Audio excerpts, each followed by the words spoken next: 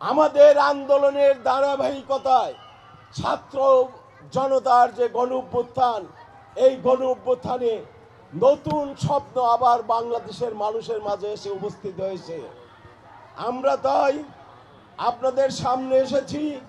আমরা বলতে চাই, কোনো চাঁদাবাজ, দুর্নীতিবাজ, কোনো লুটপাটকারী, পাচারকারী কেউ আমাদের দলে জায়গা পাবে না ভাসানী অনুসারী পরিষদে। আমরা অলওয়েজ লুটপাট, পাচারকারী, লুটপাটকারী, দুর্নীতিবাজের বিরুদ্ধে আমাদের অবস্থান। আমাদের নেতা মৌলানা ভাসানী সারা জীবন এই দুর্নীতির বিরুদ্ধে, লুটপাটের বিরুদ্ধে, পাচারের বিরুদ্ধে, কৃষক শ্রমিকের মাঝে কাজ করেছেন।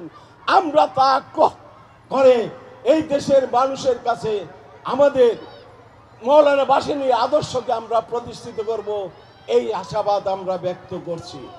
বন্ধুগণ, আমরা এই যে বর্তমান যে সরকার আমাদের আন্দোলনের ধারাবাহিকতায় ক্ষমতায় অধিষ্ঠিত হয়েছেন, আমরা তাদেরকে কিছু সময় দিতে চাই।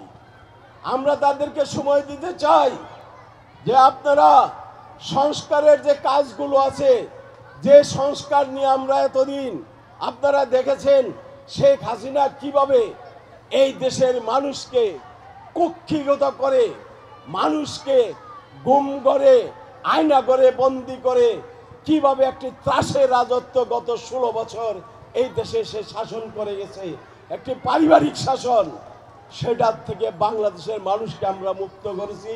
ছাত্র জনতার গণ অভ্যুত্থানে সেটা মুক্ত হয়েছে।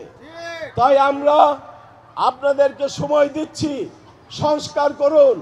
সেনা প্রধান সেদিন যদি আমাদের সঙ্গে এগিয়ে না আসতো, তাহলে দেশে একটি গৃহযুদ্ধ শুরু হতো।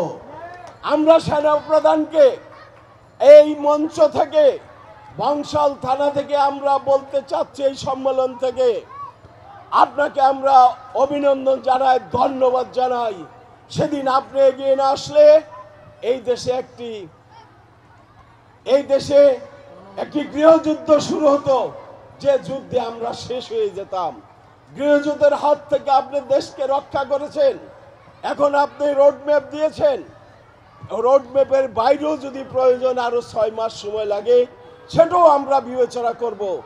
তবু সংস্কার করে নতুন বাংলাদেশের যে চিন্তা ভাবনা নিয়ে আমরা দীর্ঘ আন্দোলন সংগ্রাম, বিএনপি সহ যারা আমরা একসঙ্গে করেছি, আমরা সেই কথা বলতে চাই। আপনারা সংস্কার করুন, সংস্কার করে একটি নির্বাচন দেন, যে নির্বাচনে যারা জয় লাভ করবে তারাই এ দেশের ক্ষমতায় আসবে।